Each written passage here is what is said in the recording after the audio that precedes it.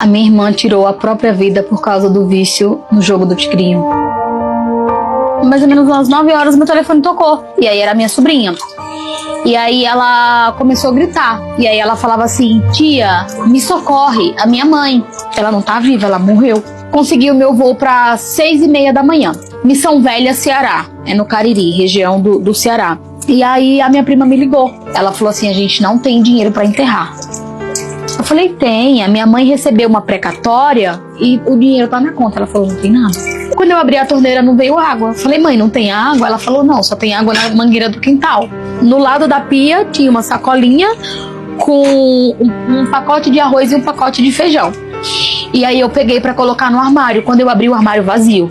E aquilo já me assustou. Por quê? A prioridade da minha casa nunca foi trocar móvel. Sempre foi comida. Passei pelo aquele momento de ver ela no caixão e me perguntar, já não era mais a minha irmã, porque o rosto não era o mesmo, a cor não era a mesma. Ela já estava completamente diferente. Quando a gente terminou de velar, de enterrar, minha prima sentou e falou assim: agora eu preciso falar com você.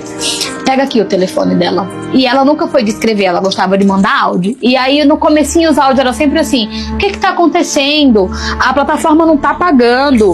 E aí eu abri e tinha várias transferências de várias contas. É um jogo muito manipulador, é um jogo muito sujo. E aí em outubro ela mandou assim: eu tive um ganho de 50 mil reais, mas o valor sumiu.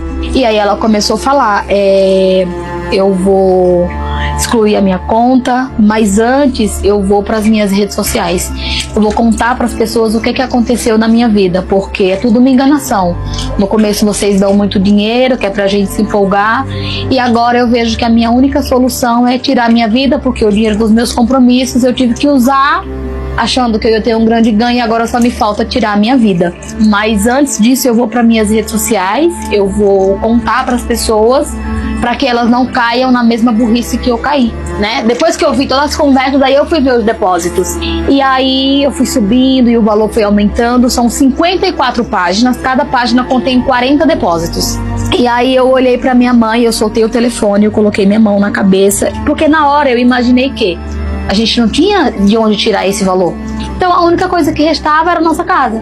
E aí a minha mãe falou: o que foi? Eu falei: mãe, ela vendeu nossa casa. Foram 9 pessoas que fizeram o empréstimo. A minha mãe deve mais de 600 mil reais. Ela mesma, eu não sei quanto ela deve, porque eu não cheguei a ter acesso aos bancos dela. A minha mãe entendeu que ela tinha que ser forte, porque tem 3 crianças. Ela deixou um menino de 7 anos que até hoje tem problemas emocionais e mentais. Ele ficou bem traumatizado. Ele entrou em casa, pegou um pacote de bolacha, uma garrafinha de água, foi pra igreja, assistiu a missa, depois foi pro cemitério. E a minha mãe tinha costume de todo final de semana ela ir e levava ele com ela.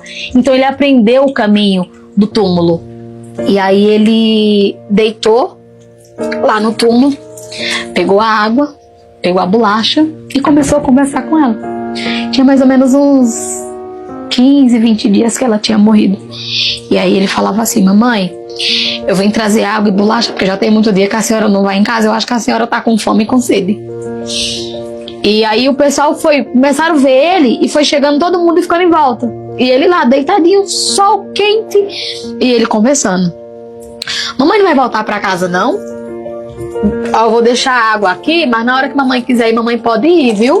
Uma pessoa, uma mãe que tem 3 filhos sem pai, chegar ao ponto de tirar a vida, você vê que a pessoa ela não tem sanidade nenhuma. Então julgar uma atitude dessa é desumano, porque mãe nenhuma quer o sofrimento do filho, sabe? Eu acho que em algum momento ela queria aliviar a pressão psicológica devido a tanta dívida, devido a tanta conta, porque eu entendia o que os jogos faziam, tanto que eu já tinha recebido várias propostas, porque eu tinha um número significativo de seguidor. Eu entendia que para mim ganhar alguma coisa, alguém tinha que perder, e que era frustrante para as pessoas caírem nessa cilada. Então, quando eu descobri que era sobre os jogos, aí o meu julgamento acabou.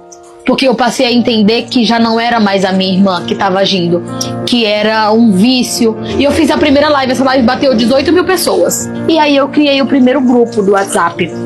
E nesse primeiro grupo bateu 800 pessoas no primeiro dia. E ali eu encontrei várias pessoas falando que não tinha coragem pra mim não julgar a minha irmã, que não era fácil, dava vergonha mesmo, que ela não fez porque ela quis. Pessoas essas que estavam no mesmo caminho e que conseguiam compreender todas as dívidas que ela tinha feito. E foi aí aonde eu entendi que esse era o meu caminho. E se eu tivesse tido a oportunidade de ouvir um grito de socorro da minha irmã, a minha história hoje não era contada dessa forma.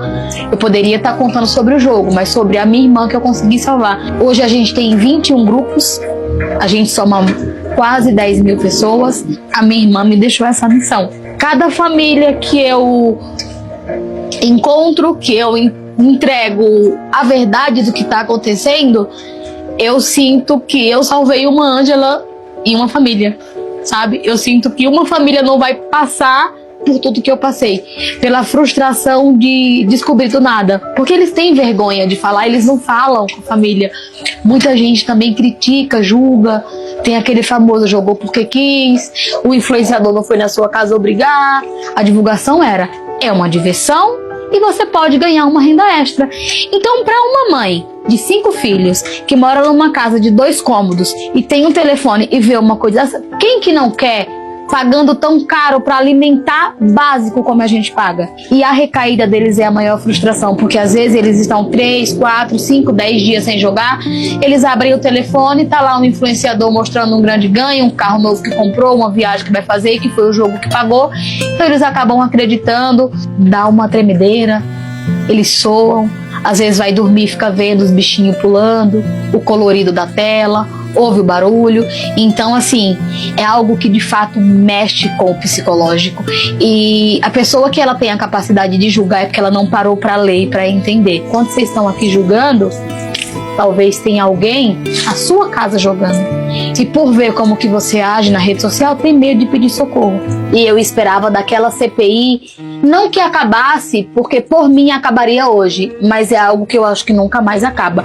Mas eu imaginava uma regulamentação que acabasse com as divulgações, que é o maior fator da recaída, e ver o Senado, sabe? As pessoas que fazem um juramento, que pedem o nosso voto dizendo que vão nos proteger, glorificando e defendendo uma pessoa que contribuiu para tanta pobreza, quando a população mais pobre estava acreditando que viria dali, daquele Senado, um mínimo de resposta. Mas eu me senti humilhada. A forma como debochavam da situação, das histórias, como era dito.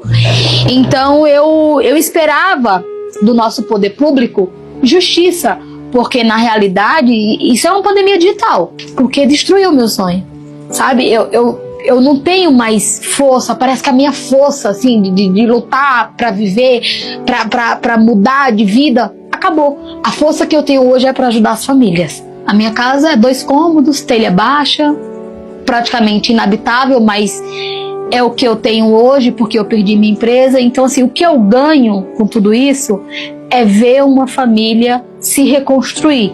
E para mim não existe pagamento melhor do que isso, sabe? É fazer pelas pessoas